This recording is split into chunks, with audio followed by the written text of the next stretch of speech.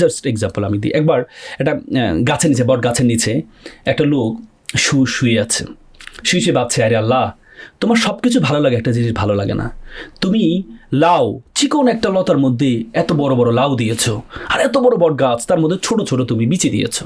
এই জিনিসটা ইমব্যালেন্স হয়েছে, এই জিনিসটা ঠিক হয়নি, এই জিনিসটা ছাড়া সব ঠিক আছে। কিছুক্ষণ পর হুট করে তার মাথায় একটা গোটা পড়লো, ইশ্রী, আল্লাহ যদি আজকে এই বট গাছে লাউ দিত, তাহলে আমি আজকে কোথায় থাকতাম। রাইট। তার মানে তার যেমন বোধগম্য হয়েছে যে প্রথমে তার কাছে অ্যাপ্রিহেন্ডলি মনে হয়েছে যে এটা ঠিক না। একবার একটা ছেলে নৌকা করে যাচ্ছিল, নৌকা প্রচুর লোক, চাপ, বসতে পারছে না, সে অনেক লং জার্নি করবে নৌকার মধ্যে। সে আল্লাহ যদি হাতগুলোর মধ্যে স্ক্রু সিস্টেম করে দিত, তাহলে আমি অল্প একটু জায়গা পেয়েছি, আমার যে ব্যাগটা আছে ব্যাগের মধ্যে হাতগুলো পাগুলো খুলে আমার মাথার নিচে দিয়ে আমি একটু ঘুমাইতে পারতাম। এটা এই জিনিসটা যদি আল্লাহ করতে খুব ভালো হতো।